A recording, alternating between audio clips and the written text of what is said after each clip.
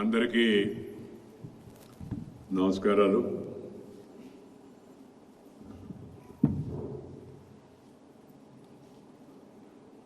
ఇక్కడికి వచ్చిన వారందరికీ దేశంలోనూ రాష్ట్రంలోనూ ప్రపంచంలోని పలు దేశాల్లో ఉన్న తెలుగు వారందరికీ శుభకృతనామ సంవత్సర ఉగాది శుభాకాంక్షలు తెలియజేస్తున్నాను. ఈ సంవత్సరం మనకి శుభప్రదంగా, సంతోషజనకంగా, సౌభాగ్యాన్ని, అలాగే సుసంపన్నతను, శాంతిని ప్రసాదించాలని, మన వారి అందరి యొక్క జీవితాలు మంచిగా అర్థవంతంగా కొనసాగాలని భావిస్తూ ఉన్నాను. ఈరోజు తెలుగునాట మాత్రమే కాక భారతదేశంలోని వివిధ రాష్ట్రాల్లో ఈ ఉగాది పర్వదినాన్ని అనేక పేర్లతో పిలుస్తూ ఉంటారు.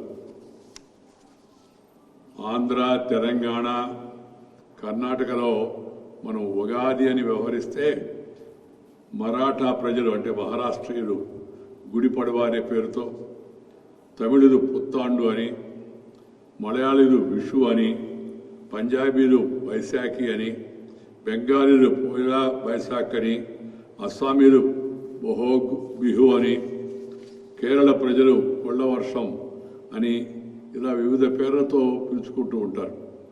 ఏ పేరుతో పిలుచుకున్నా ఈ సమయాన్ని పురస్కరించుకొని జరుపుకునే ఈ పండుగ పరమార్థం ఏంటంటే కాలాన్ని గౌరవించడం. ఒక విధంగా చెప్పాలంటే ఉగాది పండుగ భారతీయ సంస్కృతికి ప్రతీక. భిన్నత్వంలో ఏకత్వాన్ని చాటి చెప్పే యొక్క పండుగ. వేరువేరు భాషలు, వేరువేరు పేర్లు, వేరువేరు స్థానిక సాంప్రదాయాలు అయినా ఈ పండగ ప్రాధాన్యత మాత్రం మారలేదు. ముఖ్యంగా తెలుగువారికి మాత్రం ఉగాది మరింత ప్రత్యేకం. మనకు ఉగాదితోనే నూతన సంవత్సరం ప్రారంభమవుతుంది. ఈ పాశ్చాత్య పరిపాలన అనంతరం మనం మన యొక్క ఔన్నత్యాన్ని మర్చిపోయాం. వారి పాలనలో ఈ కొత్త ఇంగ్లీషు సంవత్సరానికి అలవాటు పడిపోయాం. అది క్రమేపీ ప్రపంచవ్యాప్తం అయిపోయింది. ఈ ఉగాది వసంత ఋతు ఆగమనానికి నిదర్శనం, సమానత్వానికి సంకేతం. వసంత ఋతువు ఆగమనానికి నూతనత్వం నాంది పలుకుతుంది. ఆకులు రాలిన కాలం పోయి చెట్లు మళ్ళీ జవజీవాలు సంతరించుకొని కాలం ఇది మనం చూస్తుంటాం. ఇప్పుడంతా కూడా చాలా చెట్లు ఆ ఆకులు పండు ఆకులు అయిపోయి రాలిపోతూ ఉంటాయి. మళ్ళీ కొత్తగా చిగురు వస్తుంటుంది వసంత ఋతువులో. ఈ ఉగాదిలోని సాంప్రదాయాలు కేవలం మన యొక్క మూఢనమ్మకాలే కాదు, వైజ్ఞానిక సత్యాలు కూడా దీంట్లో ఇమిడి ఉన్నాయి. ప్రాచీనమైన సాంప్రదాయాలు కూడా దాగి ఉన్నాయి. బ్రహ్మ ఉగాది నాడు సృష్టిని ప్రారంభించాడని మన పురాణాలు చెబుతూ ఉన్నాయి. శ్రీరాముడు, విక్రమాదిత్యుడు, శాలివాహనుడు ఇలాంటి మహారాజులు పట్టాభిషిక్తుడైన రోజు కూడా ఉగాదే అనేది పెద్దల యొక్క మాట.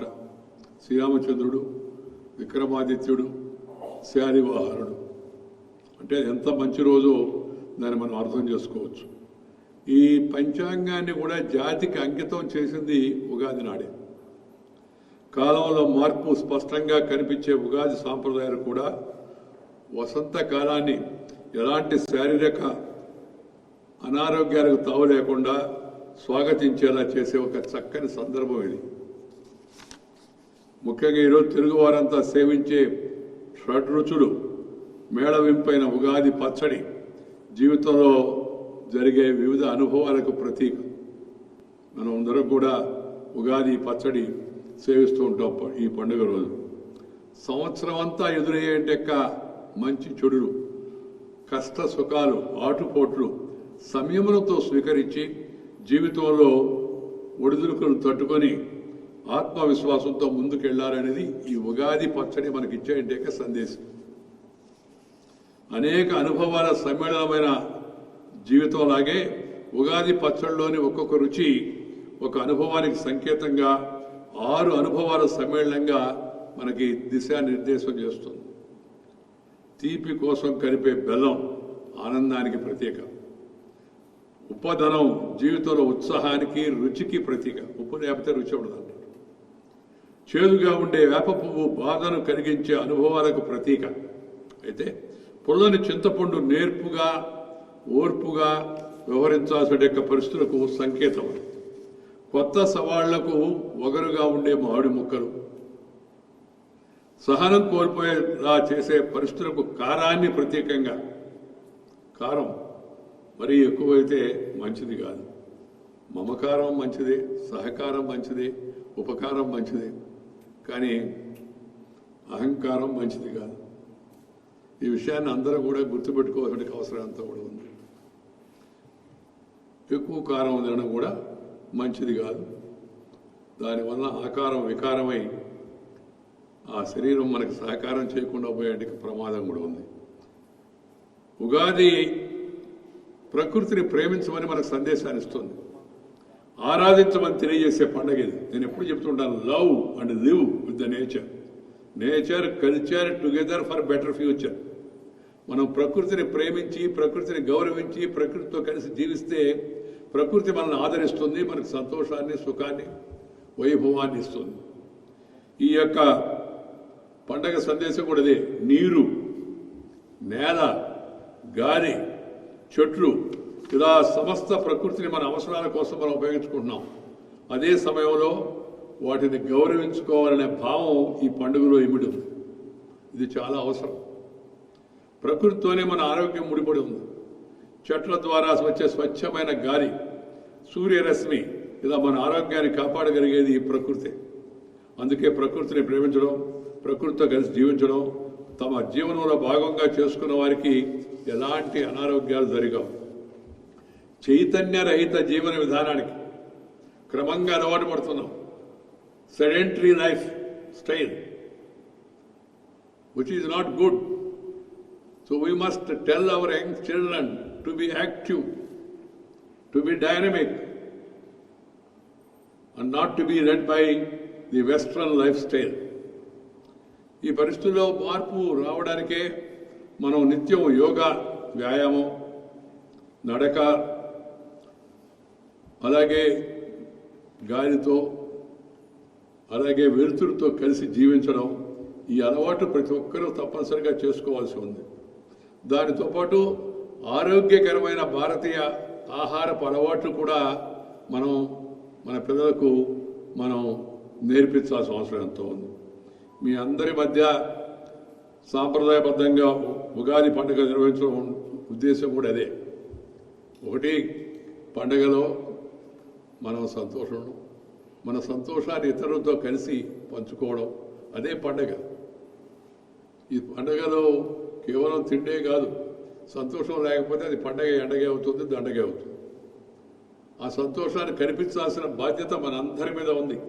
ఇతరులకు మన సంతోషంగా ఉండాలా, ఇతరులు సంతోషంగా ఉండాలా, అందరూ సంతోషంగా ఉండాలనే భావన, ఎవరికి వాళ్ళు నియమాలను, ప్రకృతి నియమాలను, ప్రభుత్వ నియమాలను, వృత్తి నియమాలను, సాంప్రదాయ నియమాలను పాటిస్తే అందరూ సంతోషంగా ఉండే అవకాశం ఉంది. ఆ మధ్య ఎవరు అడిగారు దేశభక్తి అంటే ఏందని, ఎవరి పని వాళ్ళు చేయడం అని చెప్పాను నేను.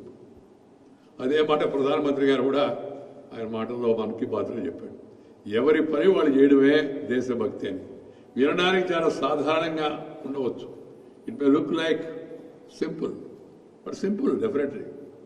దాన్ని ప్రతి ఒక్కరూ జీవితంలో అలవాటు చేసుకోవాలి. మన భాష, మన సంస్కృతిని కాపాడేందుకు మన యువత ముందుకు రావాలి. గుడ్డి పాశ్చాత్య అనుకరణ, blind westernisation, following the western traditions is no good for the country.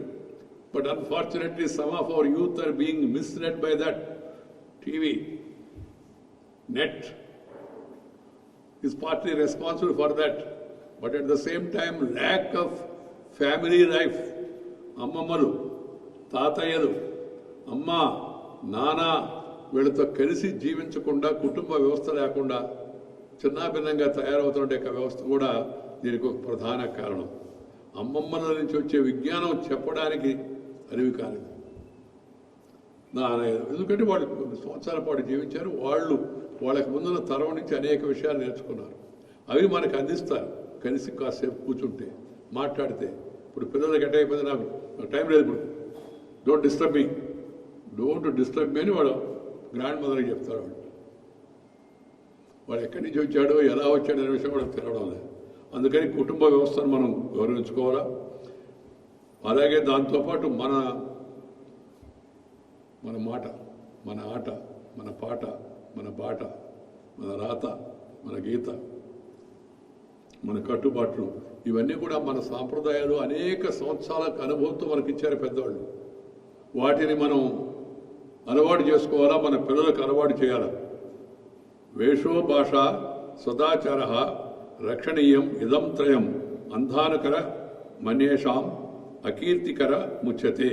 తమకు చెందని వేషం, భాష, సదాచారం, తమకు చెందిన వేషం, భాష, సదాచారం అనే మూడింటిని రక్షించుకోవాలి.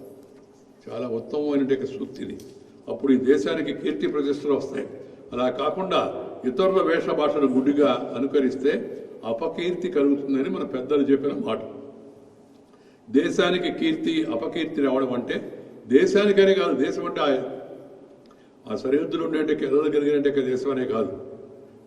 దేశం అంటే మట్టి కాదు, దేశం అంటే మనుషుడు అని చెప్పి గురజాల వారు చెప్పారు. అందుకని ఈ తరతరాలుగా ప్రపంచం భారతదేశానికి గౌరవం ఇవ్వడానికి కారణం మన పెద్దలు చూపించిన మార్గంలో నడవడం, మన సంస్కృతి, మన కష్టపడే తత్వం.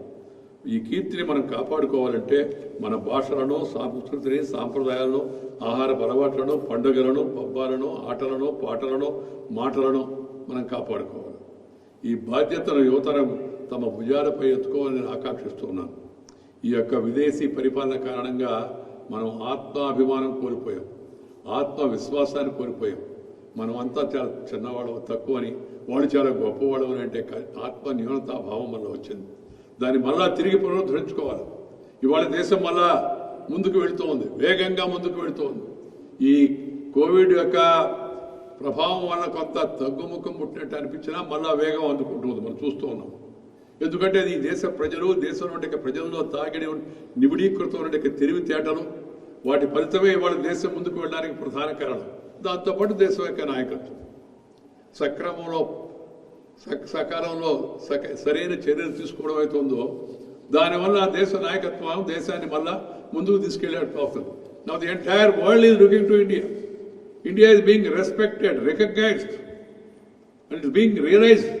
Though some of the Western media, they may carry propaganda against India on small issues, but larger public life, the value system, the traditions, the culture, the heritage of India, that is being respected everywhere. But some people are not able to digest our growth. మన ఎదుగుదలను, మన పెరుగుదలను కొంతమంది జీర్ణించుకోలేకున్నారు. ఎదురు India ఇంత ముందుకెళ్ళిపోతుంది. నేను అంత వివరంగా మీకు చెప్పాల్సిన అవసరం లేదు. పాశ్చాత్య మీడియా వాళ్ళ యొక్క దేశ ప్రయోజనాలు దృష్టిలో పెట్టుకుని రాస్తూ ఉంటారు. దాన్ని చూసి కొంతమంది మన దేశంలో కూడా ఉనికి పడుతూ ఉంటారు. కొంతమందికి కూడా నేను చెప్పాను కదా, మెకానే విద్యా విధానం వల్ల అలవాటు అయిపోయినట్టు యొక్క భావజాలం వదిలిపెట్టుకోలేక కొంతమంది బాధపడతా ఉన్నారు. నేను వాళ్ళందరికీ కూడా చెప్పేది ఒకటే, మనం ఈ దేశంలో ఉంటున్నాం, ఈ దేశంలో ఉంటూ, ఈ దేశంలో తింటూ, ఈ దేశంలో కంటూ, ఈ దేశంలో పెరిగి మనం ఈ దేశాన్ని గౌరవించవలసి ఉంది, దేశ ప్రజలను గౌరవించవలసి ఉంది, దేశ ప్రతిష్టను గౌరవించవలసి ఉంది. దేశ ప్రతిష్టకు, సమాజ హితానికి నష్టం కలిగే ఏ పని చేయకూడదు, ఏ మాట అనవసరంగా మాట్లాడకూడదు, ఎలాంటి రాతలు రాయకూడదు. దేశ ప్రతిష్టకు, వ్యక్తుల గురించి అన్నాను, రాజకీయం గురించి అన్నాం. రాజకీయ నాయకులు మీరు విమర్శిస్తారు, వాళ్ళు మళ్ళీ ప్రతి విమర్శిస్తారు. అది సద్విమర్శగా ఉండాలి, ఆ స్థాయిలో ఉండాలి. అది మన భారతదేశంలో మొదటి నుంచి చూస్తున్నాం. మనం మీమాంస చర్చలు జరిగేవి ఆదిశంకర కాలం నుంచి, రాజుల కాలం నుంచి. ఆ తర్వాత మనం ప్రజాస్వామ్య వ్యవస్థలో కూడా అనేక రకాల చర్చలు జరిగాయి. అయితే అవి ఉన్నత స్థాయిలో ఉండాలి. దురదృష్టం మనం చూస్తూ ఉన్నాం, ఆ స్థాయి తగ్గిపోతా ఉంది, పడిపోతా ఉంది. భాష వాడేంటి భాష వినసొంపుగా లేదు. చేసే చేష్టలు కూడా వాళ్ళు ఉన్న పదవికి అనుకూలంగా లేవు. కొంతమంది వాళ్ళ వల్ల మొత్తం వ్యవస్థకు చెడ్డ పేరు వస్తుంది. నేను పార్లమెంట్లో ఉన్నాను, రాజ్యసభకు అధ్యక్షత వహిస్తున్నాను. అప్పుడప్పుడు అక్కడ జరుగుతున్న సంఘటనలు మనసును ఎంతో కలిచివేస్తాయి. శాసనసభలో కూడా మనం చూస్తున్నాం వాడుతున్న భాష దాని జనం చీదరించుకుంటారని కూడా వాళ్ళు తెలుసుకోవడంలే. గొప్పవాళ్ళు ఇంకా గొప్పవాళ్ళు అనుకుంటున్నారు. ఎందుకంటే పత్రికలు అలాంటి వాటికి ప్రాధాన్యత ఇస్తున్నాయి. ఖండించడం లేదు. నేను పార్లమెంట్లో నిన్నే చెప్పాను, మొన్న మంచిగా మాట్లాడి మంచిగా వ్యవహరిస్తే అది వార్త కావడం లేదు. చక్కగా విషయాన్ని అధ్యయనం చేసి వచ్చి గంట సేపు మంచిగా మాట్లాడాడు అనుకోండి, అది న్యూస్ ఏమలేదు. పలానా ఆయన ఊరినే వ్యవసాయం గురించి మాట్లాడాడు అంటే కాకుండా వికృతంగా అకృత్యం చేస్తే అది వార్త అవుతుంది. నేను అడిగాను ఆ మధ్య పత్రికల మా మిత్రులు కొందరు, ఏమయ్యా ఇది ఏంది అంతసేపు అంత చక్కగా మాట్లాడారు కదంటే, మాట్లాడారు సార్, వార్త ఉంది సార్ దాంట్లో.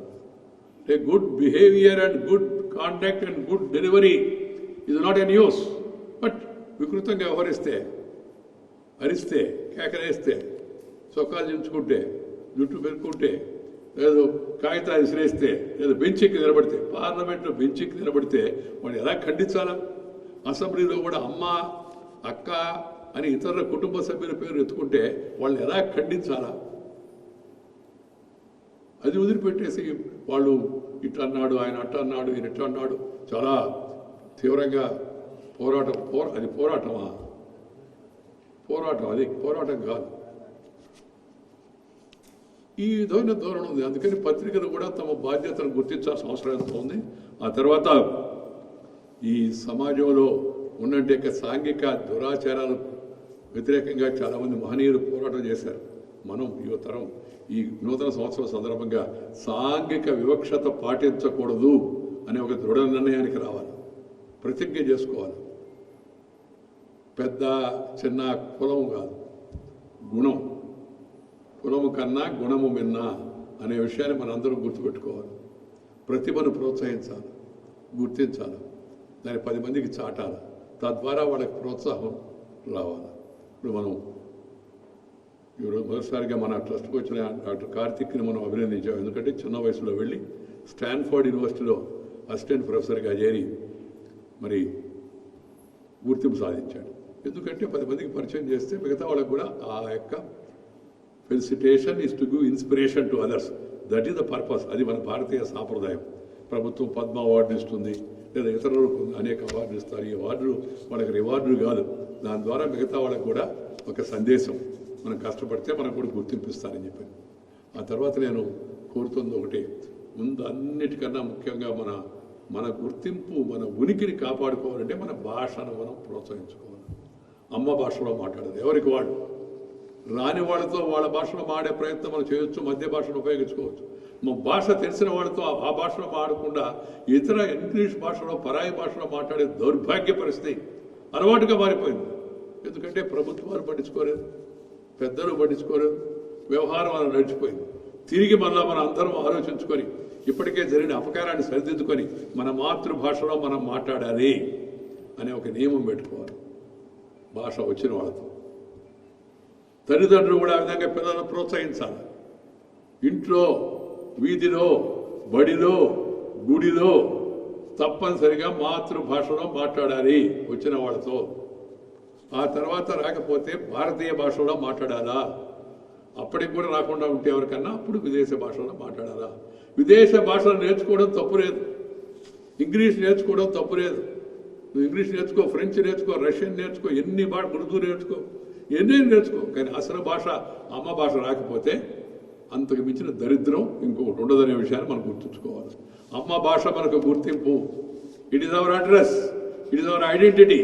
ఈ విషయాన్ని గుర్తుపెట్టుకోవాలి. ఆ విషయం వాళ్ళకి తెలవడం కోసం నేను అప్పుడప్పుడు ఇంగ్లీష్ మాటలు కొన్ని వాడుతూ ఉంటాను, మన కోసం కాదు. ఈ ఇంగ్లీష్ మధ్యలో వాడడానికి కారణం ఏదో ఒకటేమో నేను జాతీయ స్థాయిలో ఉండడం, రెండోదేమో ఆ వాళ్ళకి కూడా ఈ విషయం అర్థం కావాలి కదా మనం ఏం చెప్తున్నాం అనే విషయం కోసం. కానీ మన వాళ్ళకి మన భాషలో మనం మాట్లాడాలి. మన కట్టు, మన బొట్టు, మన మాట, మన ఆట, మన పాట, మన పాట, వీటిని కూడా మనం కాపాడుకోవాలి. మనం చూడంగానే పలానా వాళ్ళని, పలానా డ్రెస్ వేసుకోవడం నేను చెప్పడం లేదు, పలానా భోజనం చేయండి అని నేను చెప్పడం లేదు. మనదైన సాంప్రదాయబద్ధమైన బట్టలు, సాంప్రదాయబద్ధమైన వేషధారణ, సాంప్రదాయబద్ధమైన మన శాస్త్రీయమైన భోజనం, ఏ సీజన్కి ఏ భోజనం బాగుంటుంది అది పెద్దలు అనుభవించి చెప్పారు. మరి ఏ భోజనం అంటే ఏ రకమైన భోజనం, అంతేగాని ఫలానా వెరైటీ తినమని పెద్దవాళ్ళు చెప్పలేదు. Season and reason and tradition, వీటన్నిటిని మనం దృష్టిలో పెట్టుకొని మన పిల్లలకు తయారు చేయడానికి అవసరం ఎంత ఉంది. నేను ఈ ప్రజా జీవనంలోకి చొచ్చుకుపోయిన పరభాషా వ్యామోహం తగ్గి అందరం ఒకరికొకరం మాట్లాడుకునేదాన్ని ప్రతి దాంట్లో మార్పు రావాలి. కనపడ్డారనుకోండి, హాయ్ అనడం, బాయ్, హాయ్, ఏదో దానికి అర్థం ఏదని ఎదిగితే దానికి అర్థం ఏం లేదు. నమస్కారం అన్నాం అనుకోండి, ఏం తప్పేంటి, నమస్కారం మన సంస్కారం పలకరించడానికి అంతా. నేను మా రాజ్యసభ సభ్యులు కొంతమంది రిటైర్ అవుతుంటే వాళ్ళకందరికీ నేను విందు పెడితే అక్కడ ఒక 6 మంది సాంస్కృతిక ప్రదర్శన ఇచ్చారు. వాళ్ళు చాలా కొంతమంది చక్కగా సందేశాలు ఇచ్చారు. మనం వెళ్తుంటే బాయ్ అనం, ఏమంటాం, వెళ్ళొస్తాం అంటారు, వెళ్ళి మళ్ళా వస్తామని. ఎంత చక్కని సందేశం ఉందో భాషలో. మాట్లాడే దాంట్లోనే మనకు అర్థం, వెళ్ళొస్తామని, వెళ్ళొస్తానమ్మా అంటారు. బాయ్ అంటే పోని, బాయ్ అన్నామంటే పోవని.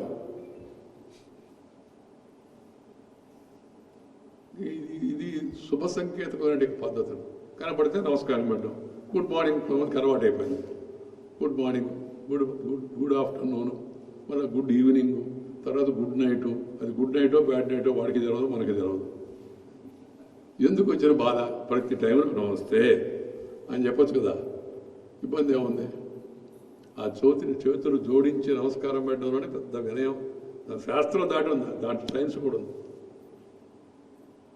కలపడంలో ఈ చిన్న చిన్న విషయాలు ఇవన్నీ కూడా, ఈ చిన్న చిన్న విషయాలు మనం గుర్తుపెట్టుకోవాల్సిన అవసరం ఎంత ఉంది.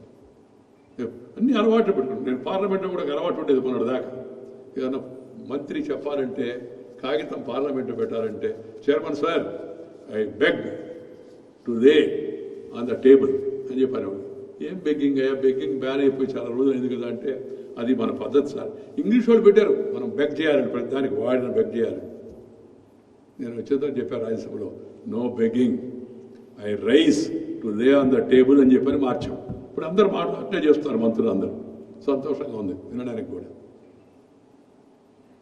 అలాగే మాట్లాడిన తర్వాత, అయిపోయిన తర్వాత ఓట్ ఆఫ్ థ్యాంక్స్ అని చెప్పి, ఓట్ అనగానే డివిజన్ వచ్చేస్తుంది, నువ్వు ఆ పార్టీయా ఈ పార్టీ. నేను దాన్ని మార్చి వర్డ్స్ ఆఫ్ థ్యాంక్స్. మన భారతీయ భాషలో అయితే అసలు ఆ బాధే లేదు. వందన సమర్పణ, ధన్యవాద సమర్పణ అని. ఈ మార్పులు ప్రతి ఒక్కరూ మొదలు పెట్టాలి.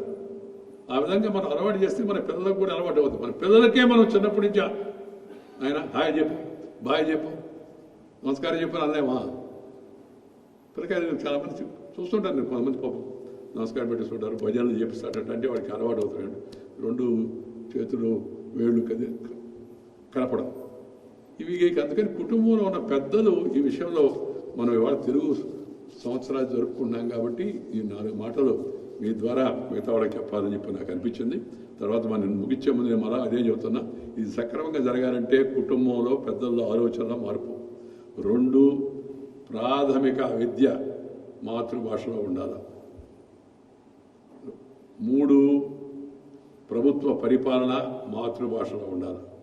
రానివాడి సంగతి ఏందని, ఇప్పుడు ఇంగ్లీషులో పరిపాలన ఉంది, రానివాడి సంగతి ఏంది? రానివాడు 97% అయిపోయాయి. నువ్వు గెజెట్ నోటిఫికేషన్ ఇంగ్లీష్లో ఇస్తేవి, వాడికి ఏం తెలియదు, ఎవరికి తెలియదు. మా ఊరిలో కూడా తెలియదు ఎవరికి. చదువుకున్నాడు ఊరిలో ఉండడు, బయట ఉంటాడు. ఏదో పరిపాలన భాష, దానికి తర్జుమా కావాలంటే ఆ కలెక్టర్కో లేకపోతే పైనుండి ఆయనకి అర్థం కాదంటే ఒక ఇంగ్లీష్ కాపీ కూడా. ఇప్పుడు నడుస్తున్నట్టు కాదు, మన నా ఓటుడికి గట్టిగా మాడుతున్నారని చెప్పని ఇంగ్లీష్లో ఆర్డర్ ఇచ్చి దానికి ఒక కాపీ హిందీయో తెలుగు. నేనే ఉంటానంటే తెలుగులో ఆర్డర్ ఇచ్చి దానికి ఒక కాపీ కావాలంటే ఇంగ్లీష్లో వేసుకోండి. ఈ ఆలోచన, ఈ ట్రెండ్ మొదలవ్వాలి అన్ని దగ్గర. అప్పుడే మనం ముందుకు వెళ్ళగలం. పరిపాలనా భాష మాతృభాషగా ఉండాలి, అధికార భాష మాతృభాషగా ఉండాలి, ఆ తర్వాత పాలనా భాషతో పాటు న్యాయ పాలనా భాష కూడా మాతృభాషగా ఉండాలి. ఇప్పుడు మన సుప్రీంకోర్టు న్యాయమూర్తి, ప్రధాన న్యాయమూర్తి కొంత దిశలో ప్రయత్నం చేస్తున్నాడు. ఇవన్నీ ఈ పుస్తకాలన్నీ ఇంగ్లీష్లో ఉన్నాయి, ట్రాన్స్లేట్ చేస్తారు, ఇబ్బంది తర్జుమా చేస్తారు. సంస్కృతంలో అనేక రకాలైన యొక్క విజ్ఞానం ఉంది, దాన్ని ట్రాన్స్లేట్ చేసుకోవడం. జర్మనీలో మన వేదాలపైన అధ్యయనం చేస్తారు, స్టడీ చేస్తున్నారు. కొంతమంది అంటారు సార్ ఆ భాషలో లేకపోతే మనం ప్రపంచంలో ముందుకు వెళ్ళలేము సార్ అని. ఒకప్పుడు ప్రపంచానికి విశ్వగురువుగా ఉండింది భారతదేశం, ఇంగ్లీష్ నేర్చుకునే కాదు. ఇప్పుడు French, France, Russia, China, Germany, ఇవన్నీ ఇంకా చాలా దేశాలు, కొరియా, ఇవన్నీ ఇంగ్లీష్ నేర్చుకొని పైకి రాలా. మనం ఎవరు అన్నారు సార్ మీరు చెప్పేది కరెక్టేనా, కానీ ఇప్పుడు వాళ్ళు ఇంగ్లీష్ నేర్పిస్తున్నారు సార్. నేను కాదనలేదే, ముందు నీ భాషను నేర్చుకొని దాంట్లో బాగా సౌలభ్యము విజ్ఞానము సంపాదించి ఆ తర్వాత ఆ భాషను చదవండి. నేను ఇందా చెప్పి ఇతర భాషలన్నీ నేర్చుకోండి, కానీ అసలు భాషను అమ్మ భాషను మర్చిపోవద్దు.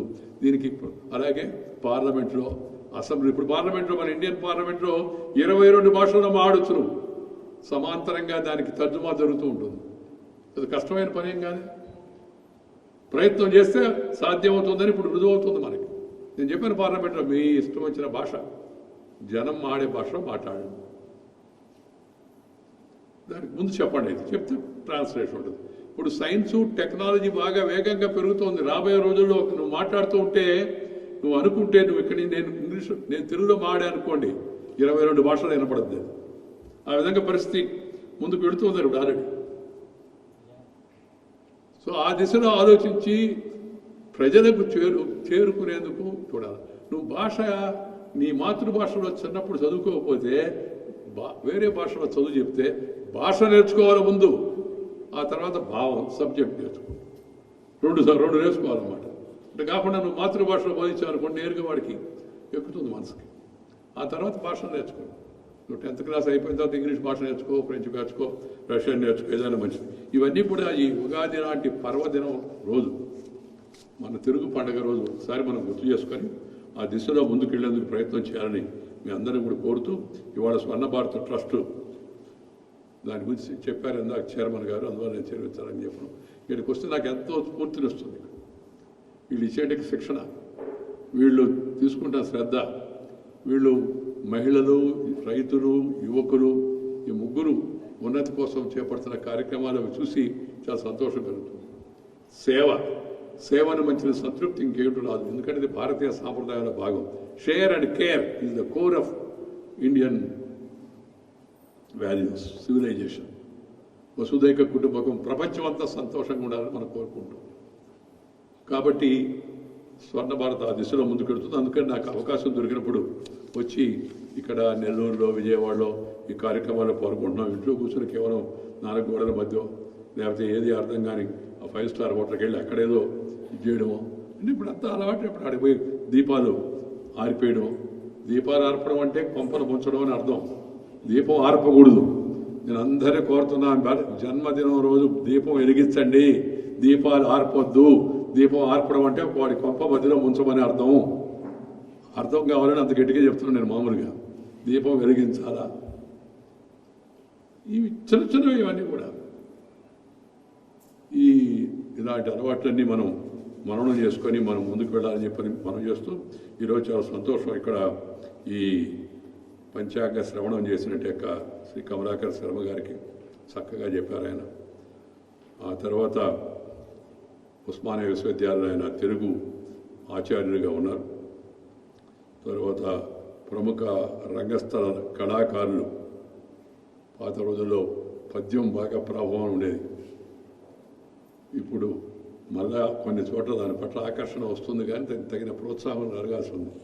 ఈ చక్కగా మనకి పద్యాన్ని వినిపించే శ్రీ గుమ్మడి గోపాలకృష్ణ గారు, అలాగే ఈ వ్యాఖ్యాతగా శ్రీ చల్లగాలి వెంకటరాజు గారు, చల్లటి గాలి వినిపిస్తుంది మనకి. తర్వాత ఔత్సాహిక కూచిపూడి నృత్య కళాకారిణి కుమారి మన్నే టీనా చౌదరి, వీళ్ళందరూ ఈరోజు కార్యక్రమంలో పాల్గొనడం చాలా సంతోషం. వాళ్ళందరికీ కూడా నేను మనందరి తరఫున శుభాకాంక్షలు అందజేస్తున్నాను. మీరందరూ ఈరోజు ఈ విలువైన సమయాన్ని అందించుకొని వచ్చారు. మామూలుగా మనం కొంతసేపు కార్యక్రమం తర్వాత భోజనం ఆట పెడుతుంటాం. నేను అన్నాను భోజనం కుటుంబ సభ్యులందరూ కలిసి చేస్తారు ఇంటికి వెళ్ళి, అందుకని ఉదయాన్నే ఇక్కడ కార్యక్రమం పెట్టమన్నాం. అయినప్పటికీ మీరు అందరూ ఉదయాన్నే వచ్చారు, చాలా సంతోషం. మరొకసారి మీ అందరికీ శుభాకాంక్షలు తెలియజేస్తూ మీ దగ్గర సెలవు తీసుకున్నా. నేను కూడా కూర్చుంటాను ఇక్కడ. ఈ కార్యక్రమాలు అవుతున్నాయో ఒక కార్యక్రమం అయింది మనకి పంచాంగ శ్రవణం. ఈ గోపాలకృష్ణ గారి పద్యం, వెంకటరాజు గారి వ్యాఖ్యాత, ఆ అమ్మాయి నృత్యం, ఈ మూడు కూడా ఇవాళ ఉత్సవంలో భాగం. అవి చూసిన తర్వాత మనం తిరిగి వెళ్ళవచ్చు. ధన్యవాదాలు.